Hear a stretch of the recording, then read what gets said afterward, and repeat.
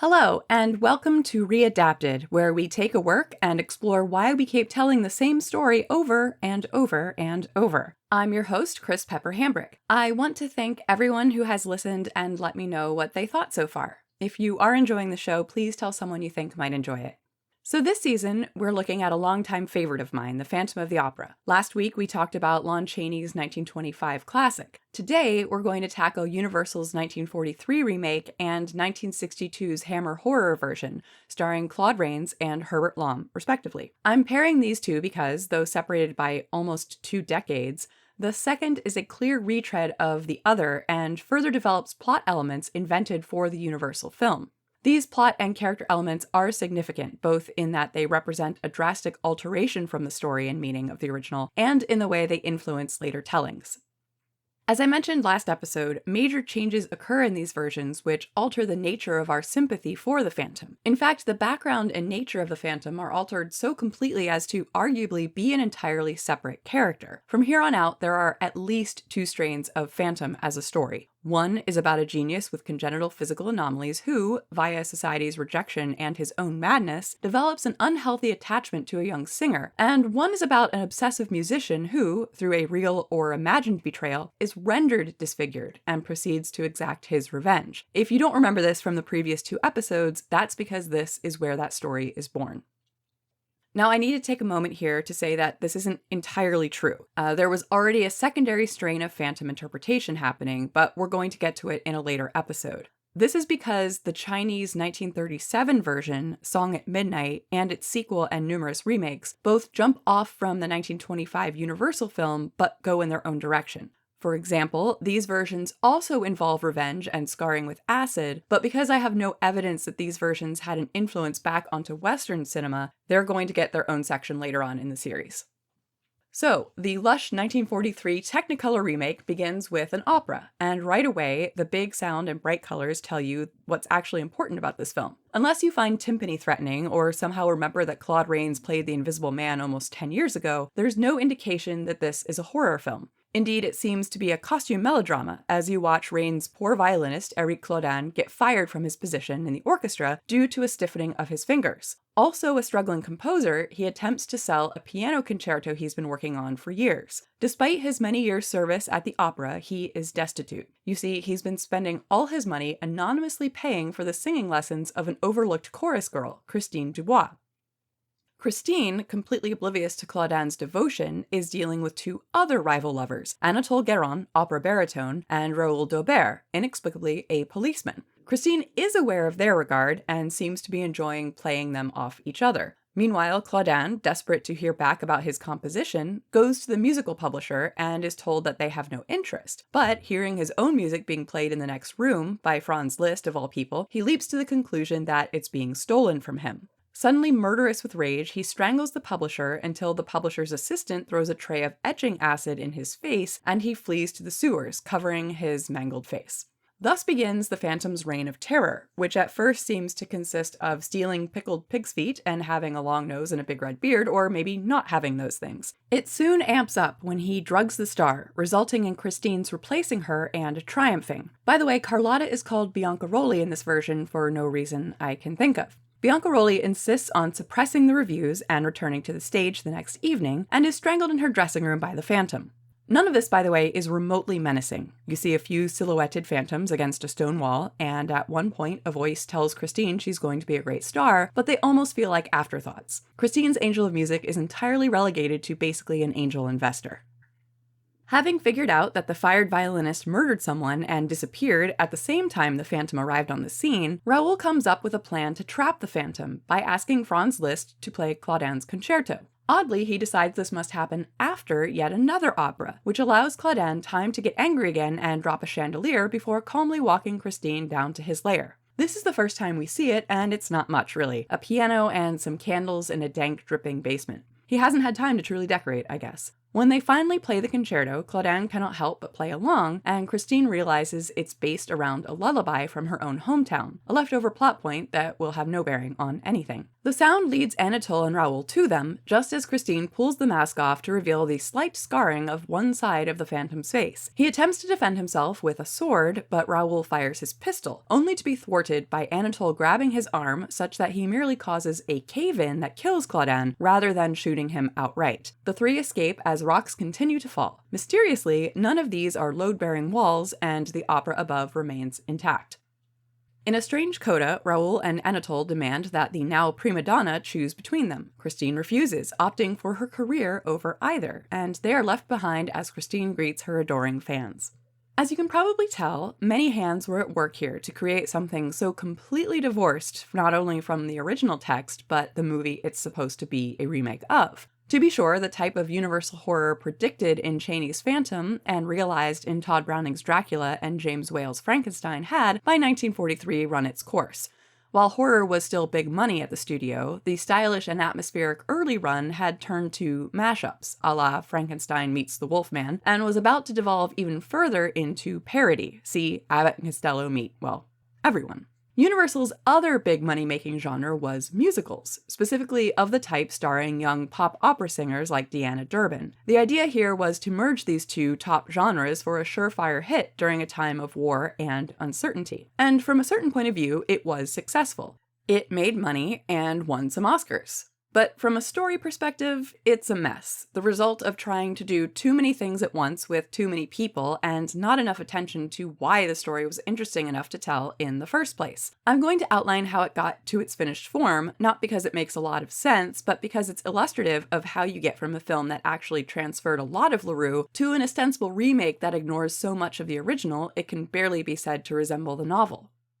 Universal renewed its story option on Phantom in 1941, initially starring Deanna Durbin and produced by the producer-director team responsible for her other hits, Joe Pasternak and Henry Koster. Lon Chaney Jr. reportedly desperately wanted to step into his father's shoes in this most prestigious role, though I have also seen reports that he was never truly considered. The studio wanted Charles Laughton, who had sensitively and endearingly played Quasimodo in Hunchback of Notre Dame in 1939, and was thus also poised to take over for Chaney Sr. In October, story conferences and a reread of the novel led to writer John Jacobi, sometimes listed as Hans Jacobi, recommending certain drastic cuts due to what he perceived as audience taste changing. The first was to the Phantom's physical condition, which he thought should be caused by an accident later in life rather than an anomaly from birth. As he put it, quote, "Physical deformity inspires disgust, not pity." Deanna Durbin recalled later that there was also concern about the sensitivity of returning war veterans. So now the disfigurement couldn't be a birth defect, but it also couldn't recall the injuries of those returning from the front enough to trigger anyone.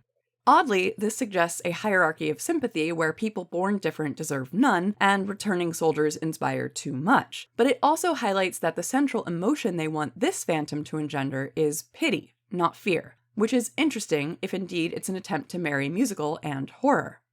This is all doubly interesting if we take as true the story that in 1935, Universal had unsuccessfully attempted to reboot Phantom with a contemporary story about a World War I vet who comes back unscarred physically, but so traumatized mentally that he believes himself to be disfigured. While I have been unable to confirm this story, it would have been fascinating and somewhere on the spectrum of cringe to fairly progressive, but we'll never know as Universal's financial issues resulted in a shakeup at the highest levels and the project fell through the cracks.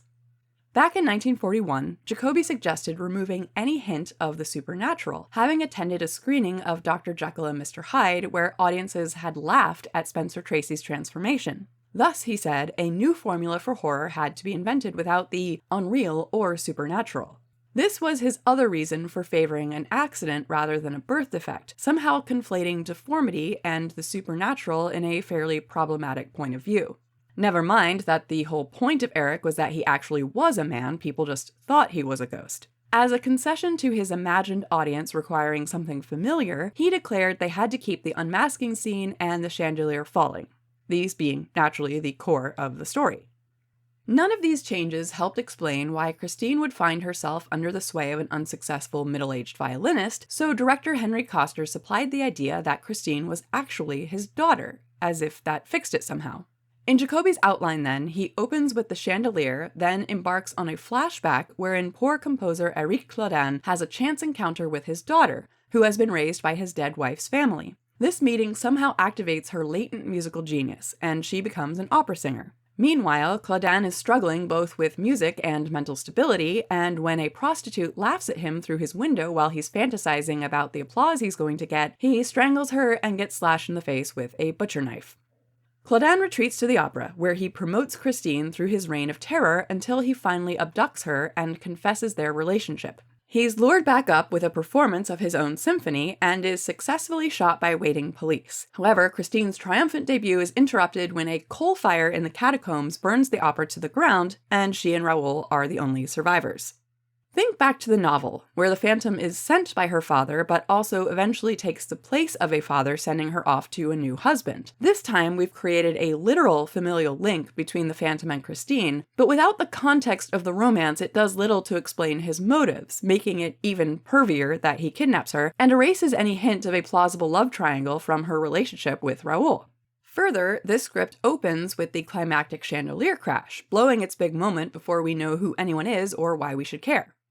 Regardless, Deanna Durbin rejected the script. Some sources say it was because it had only one solo for her and she was a singer, not an actor. Others that she refused to let her solo turn become a duet. Either way, she was out, and whether because of that or other issues, the film languished in development hell for another year. In November of 1942, the project passed to George Wagner, just elevated to A picture status by the success of his B picture, The Wolfman. Arthur Lubin, mostly known for light comedy and later television, was set to direct. Eric Taylor now rewrote the script and kept Éric Claudin and his symphony, but made Raoul the inventor of the phonographic record, who supplies sound effects to the opera. Now Claudin's face is disfigured by acid, not a streetwalker, because all that is too sordid. He also expanded Claudin's backstory to involve abandoning his family for music, resulting in his wife's death of a broken heart. Somehow Raoul finds out and decides Christine can never know her father is alive. Claudin plans to kidnap Christine and flee to America for the sake of her career, but Raoul convinces him to commit suicide instead and takes Christine to America himself so he can work for Thomas Edison. All of which could have been accomplished with a nice letter or a family dinner. Clearly, it needed some more work. By January of 1943, Taylor's script had been rewritten with Samuel Hoffenstein, who would later co-write Otto Preminger's noir classic Laura. The inventor had now become a baritone because they'd hired Nelson Eddy, and that's what he did. But Raoul was also there as an added character, now a police inspector, presumably to reintroduce the missing love triangle now that Claudin was Christine's father. This was probably also a nod to the Persian/Ledoux from the 1925 film. The notorious Breen office, in charge of maintaining Hollywood's decency, got them to tone down Biancaroli's strangling, which might have an adverse effect on audiences viewing the picture in a theater. I'm not sure what effect, since I'm pretty sure most people in 1943 had heard of strangling before and weren't being introduced to anything new. Without Durbin, they needed a new star. Susanna Foster, 18 at the time, had been around the movie since the age of 12, but with no big successes. She was heard singing at a dinner party and was introduced to Edward Ward, Universal's music director. She got the part. Claude Rains was now the studio's first choice, but after The Wolfman was afraid of being typecast and did not want to be in any more horror films. This is somewhat ironic, as in that film he plays the father of the monster, not the monster at all. Anyway, the studio essentially bowed to his request to make it not a horror film in order to get him to sign. Worried about retaining leading man status, he told Lubin he couldn't appear scarred in close-up, though Lubin ended up getting more than Rains expected by using a second hidden close-up lens in inserts for the unmasking scene. Overall, the toned-down makeup is both unimpressive, insufficient motivation for Claudin's actions, and doesn't do much to protect the film from suggesting a wounded veteran. Also, if you've seen Rains in anything, you know that he's an attractive fellow, but hardly Hollywood stud material by 40 standards, making all of this unnecessarily complicated. If you're thinking none of this has much to do with LaRue or Chaney, that's not by accident. The current producer and director differed in their attitude towards the original film, but neither was a fan. Wagner told the Los Angeles Daily News, quote, "I thought I'd better see the original picture. It was a real surprise. There wasn't any plot. Only a horrible-looking old boy swinging around the chandelier scaring kiddies." He justified his version by telling the paper that the Phantom was Christine's father. Lubin, for his part, took some sort of proto-hipster pride in not having seen the 1925 version at all. I can find no record of whether they read the book, but if I had to bet, I'd say it wasn't even a consideration. I'm more or less convinced that this movie is a riff on the Lon Chaney film plus the high-toned musicals of the day. At this point, the previous film was the IP that Universal was interested in getting their money out of, not the option on the novel. The title and the copyright was the most important thing to get in here. While 3 opera sequences occur in the film, only one, Martha, is an actual opera. The studio's bottom line and the difficulty of securing European copyrights during the war led to a clever solution. Chopin and Tchaikovsky were public domain, so musical director Eddie Ward adapted them into original operas. As for the paternal elephant in the room, the notion that Claude was Christine's father persisted at least through the beginning of shooting. One of the first scenes shot in January was Raoul and Christine's aunt talking about how Christine must never know who her father is. For what reason, I have no idea. But the scene got cut, as did other references to the relationship, without altering anything that would make the relationship make sense. The shared lullaby implying a common origin, the paternalistic attitude, the lack of chemistry, all of this is preserved without any plot or character-related reason for it. In Lubin's words, "I always felt he should be her father, because otherwise it would be a little nasty." Indeed, upon release, reviewers also mentioned the confusion.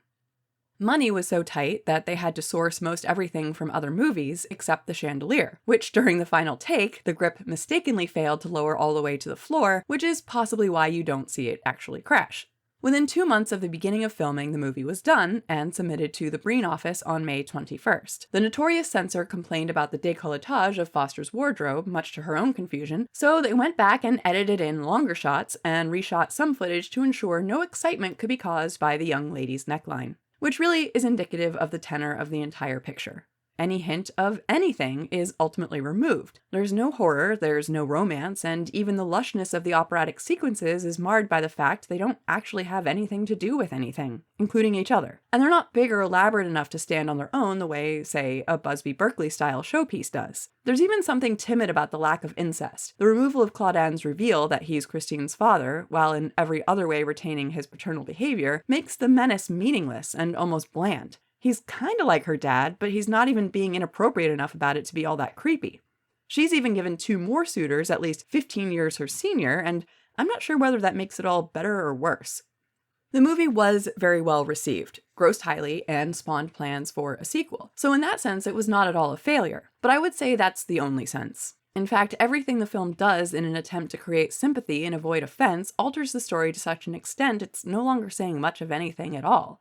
Eric Claude is no longer Eric, no longer a foreign, or specifically Germanic, threat. So we don't need to be reminded our boys are dying fighting Germans. He's no longer marked from birth as an outsider. The trappings of his world are no longer that of Persia or the East, or even really the criminally insane, despite his homicidal tendencies. Christine Dubois is no longer a foreigner either, and no longer torn between mourning her father, a devilish tutor, a nobleman, and a career. In fact, she isn't really threatened by anything much at all, and in the end, easily chooses career. Though it's telling she does not want or feel she can have both. The names, nationalities, origins, and conflicts of everyone involved have all been changed, all edges removed, until indeed, if the movie is anything, it's as The Hollywood Reporter said, it's an escape for a while from the realistic horrors of war. Or in the words of the New York Times, less phantom and more opera. The questions raised by the remake have to do with an individual's ability to create art within an unfair financial structure, without actually addressing class or capitalism. The threats are entirely within the social structure and personal. So in a sense, this film is saying that the movie-going public of 1943 was not interested in being challenged by a confrontation with threats to society or empathizing with the truly downtrodden or ostracized. In a time of war and real social upheaval, the Phantom's Germanic origins and even the overtly Freudian aspects of his relationship with Christine are excised in favor of a revenge narrative. In contrast, I would say that the book, and to a lesser degree the 1925 film, invite the audience to confront questions about human nature, compassion and empathy, and the various threats to women and Western society, both external and from within. On top of these changes, this film continues the trend of not allowing any redemption or hint of such for the Phantom. Sympathy for Eric Claude lies not in who he is, the life he's led, or his final choices, but in tangible wrongs done to him in the course of the movie. Being fired, being ignored, having his life's work potentially taken away. We are not asked to trouble ourselves with the idea we might need to empathize with a monster, because at no point can you categorize Claude that way. And in the end, all the remaining characters can muster up is a vague feeling of connection and the weak reassurance that his madness will be forgotten, but his music will remain, as if his life and struggle ultimately matter far less than what he produced. And maybe in a time of war, that offers a form of comfort.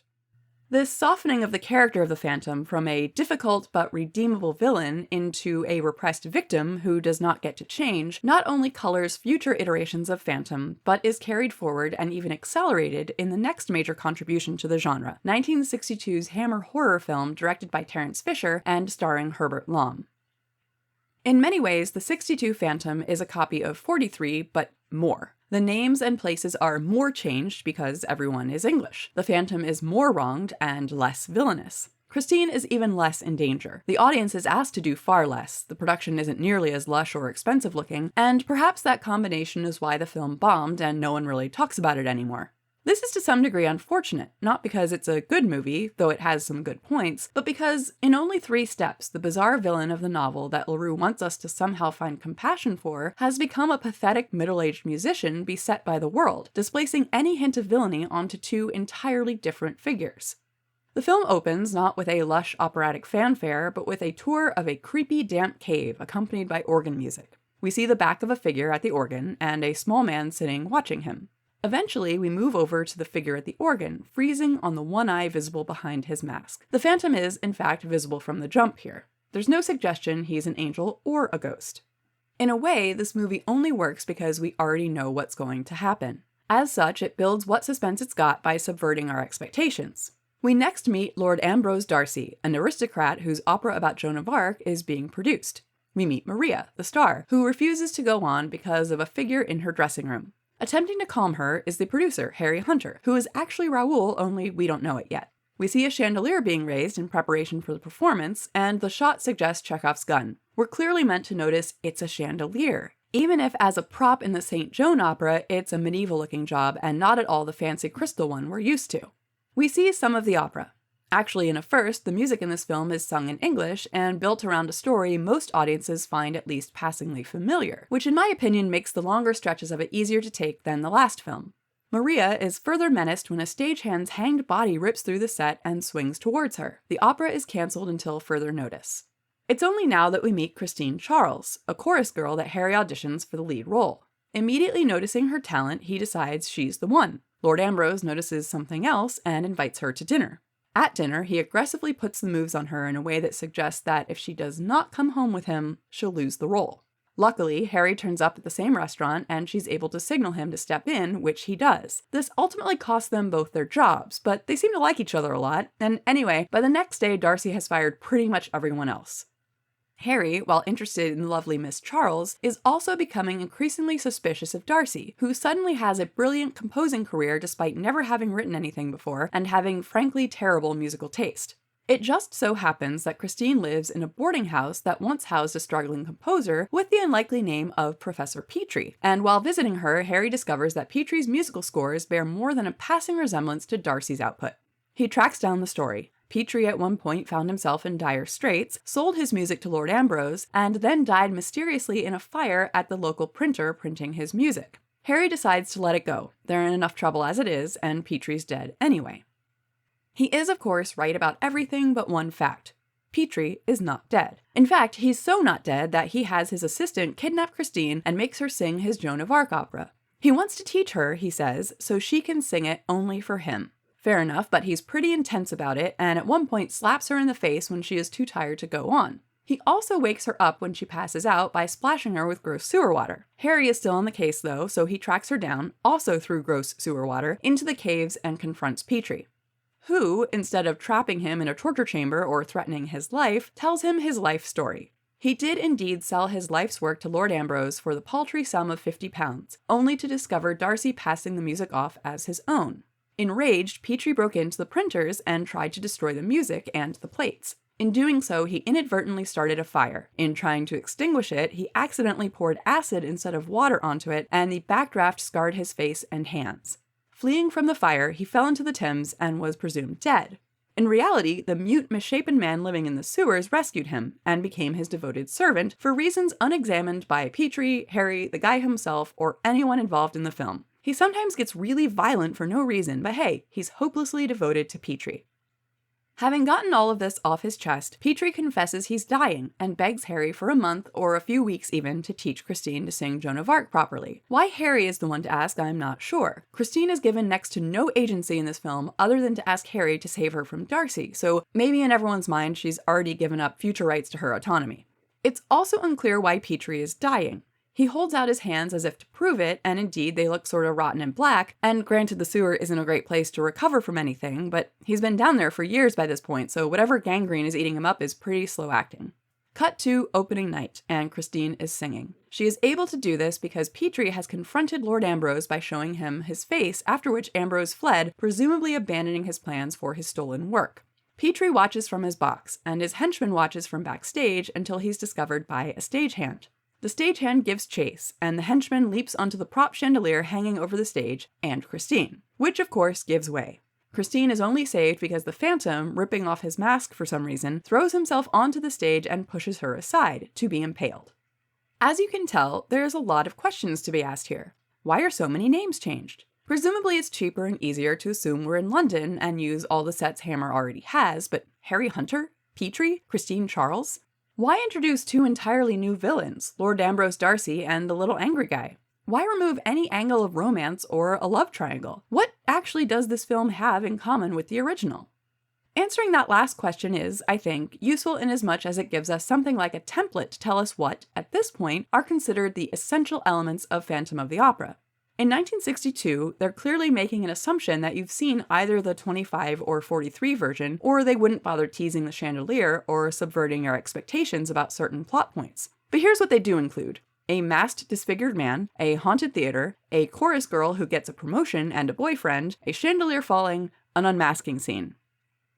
I've found two contradictory stories which might help explain this watering down, both involving Cary Grant. Some sources claim Grant was interested in being in a horror film and was considering The Phantom, and thus the producer, Anthony Hines, who also wrote the script under a pseudonym, watered down the villainy to give the Hollywood leading man a more tragic role. Speculation holds that he then lost interest and the part was given to Lom. However, in Wayne Kinsey's book Hammer, The Bray Studio Years, Hines says Grant was originally slated for the leading man role of Harry, later taken by Edward D'Souza, so that doesn't quite wash. I do want to point out here as a side note that while the Phantom has pretty much been stripped of any potential exoticism at this point, the actor playing him here is in fact Czech. However, I don't really count that, as nothing in the character's background or presentation hints at a foreign origin. Anyway, it seems that from the filmmaker's point of view, at least, the fact that the Phantom isn't in love with Christine doesn't matter as long as he's in love with her voice. It doesn't matter that she doesn't pull off the mask, just that it happens at some point. The chandelier needs to fall, and whether it's his doing or his undoing also is beside the point. The Phantom in this version isn't even a very mysterious figure. He comes out of hiding pretty early on in the show and never passes himself off as a ghost or an angel. For his part, the Raoul character is actually pretty great. If you disregard his paternalism towards Christine, at least he believes women and has the intelligence to solve the central mystery and then the compassion to give the Phantom a chance. This is actually fairly shocking in a film like this.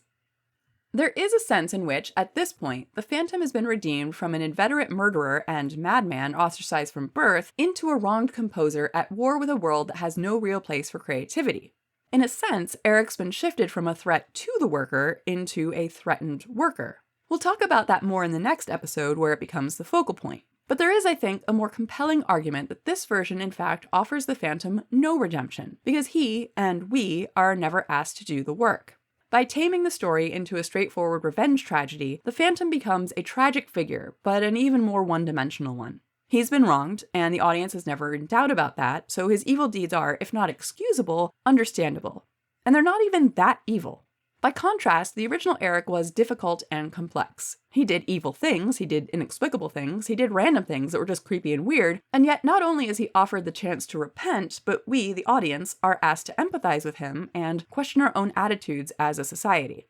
He does have to die by the end, but he's allowed to do so with dignity, after confessing his sins and not during the course of more shenanigans.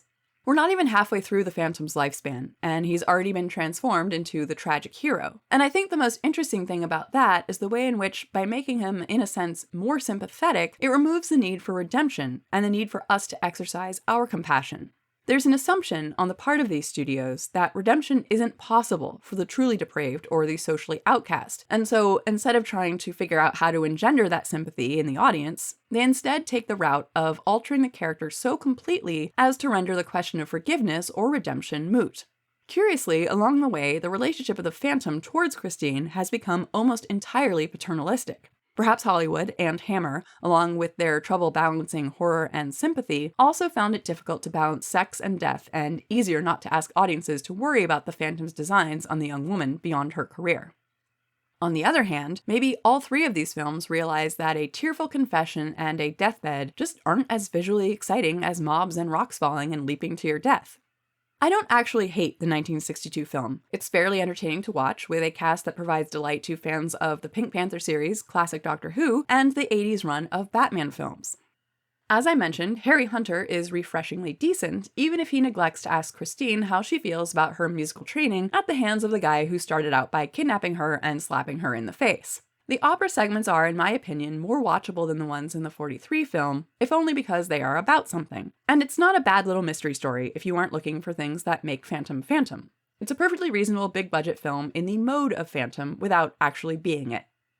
Curiously, one of the only authors I've found that mentions this movie has a completely different reaction to it. In John L. Flynn's telling, the film is ripe with a strong thematic element of creativity and sex, pitting Lord Ambrose's soulless pursuit of fame and physical pleasure against Petrie's sensual creativity. For Flynn, even the Phantom's lair evokes this raw sexuality that Christine needs to progress as a singer. In his viewing, Christine's singing is virginal and lacking passion until she meets the Phantom. Petrie's exposure of his face to Darcy causes a violent reaction because Darcy is faced with what he lacks, which is, quote, unbridled passion and sensitivity.